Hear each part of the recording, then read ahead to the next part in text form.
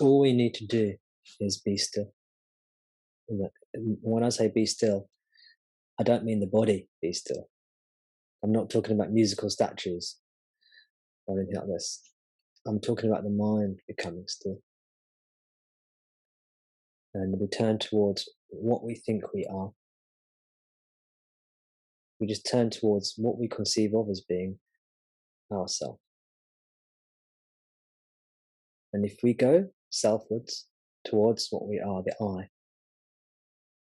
whether we consider the I to be the absolute, whether we consider I to be consciousness, whether we consider I to be the body-mind, whether we consider I to be the ego, it doesn't matter. If we go towards the I, that will lead us home. Because that which, if we're ignorant, we'll consider the I to be the ego and the body-mind. And if we go towards that, that I will reveal itself as the self.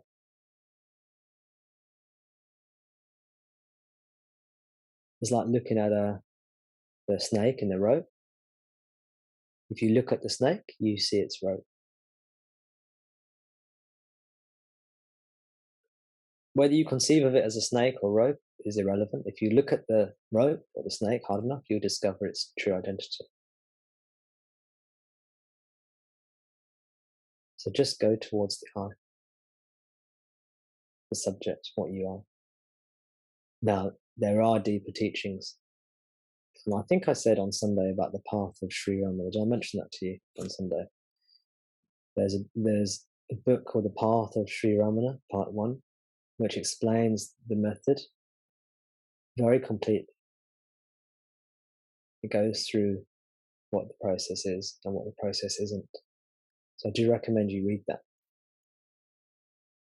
if you haven't already.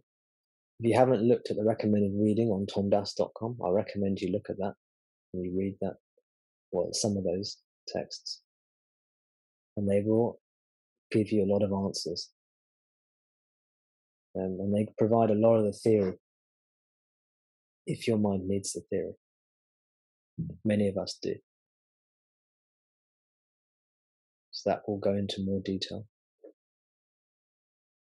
There are also several videos that are on YouTube, on my YouTube channel, that explain the process of going within. This process of going within is also called self-inquiry. It's also called self-attention. It's also called awareness watching awareness, or awareness of awareness, or being with the I am.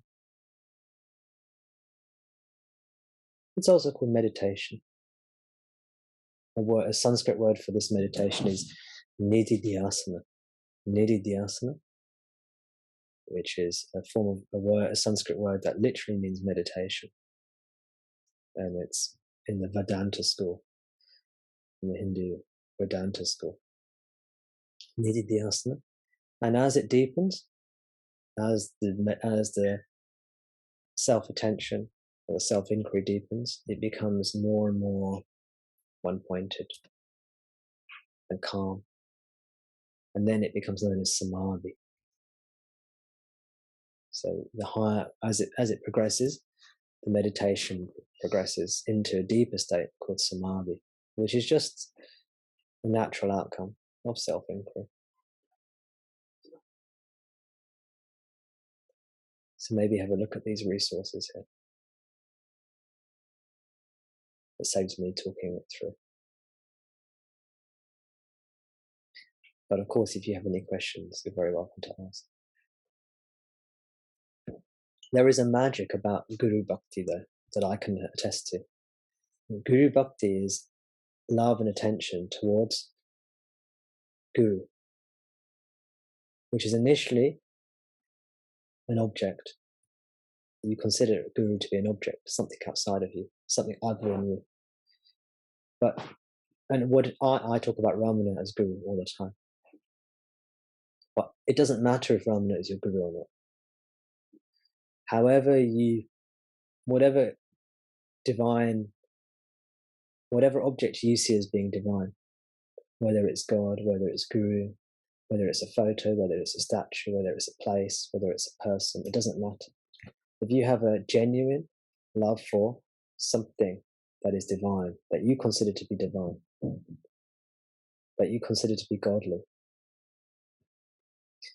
and you love that, what happens is that it purifies your mind, it calms your mind, it gives your mind solace and happiness. It takes away worry, anxiety.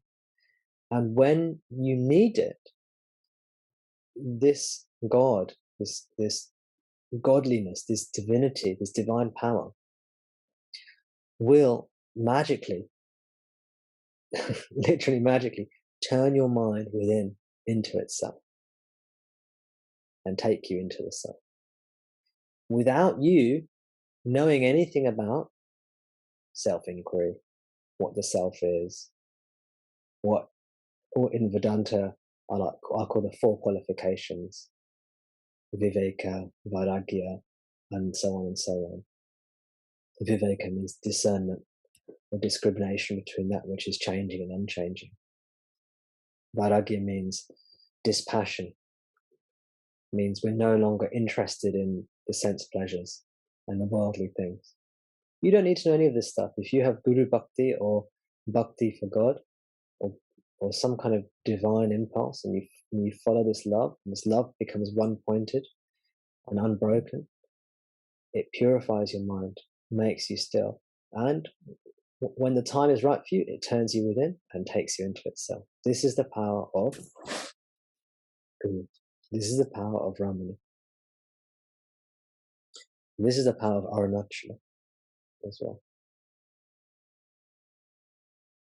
Without the mind knowing how it works, it works.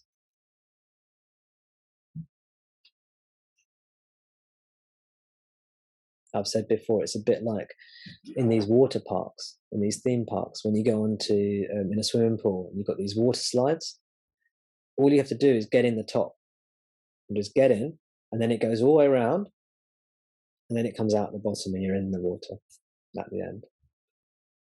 You don't need to understand how it works. You don't need to know where you're going. It will take you where you need to go, and then you get pushed out into the ocean of liberation at the end. This is the path of bhakti.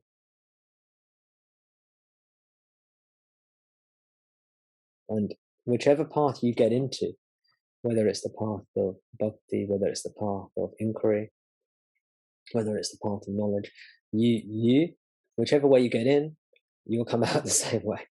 So there's different ways in, superficially, but they all come together, all these paths.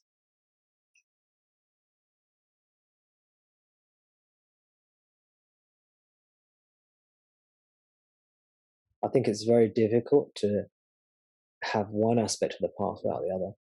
You know? The bhakti, the love, and the knowledge, and the inquiry are just so closely intertwined. And it's very difficult to do self-inquiry without bhakti. And bhakti eventually takes you to self-inquiry.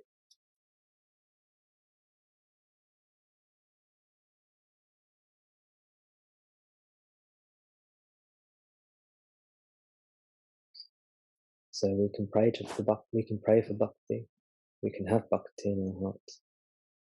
We can understand the teachings intellectually and philosophically, which can be very helpful as well. And together, all these things will bring us to where we need to be and take us into the self.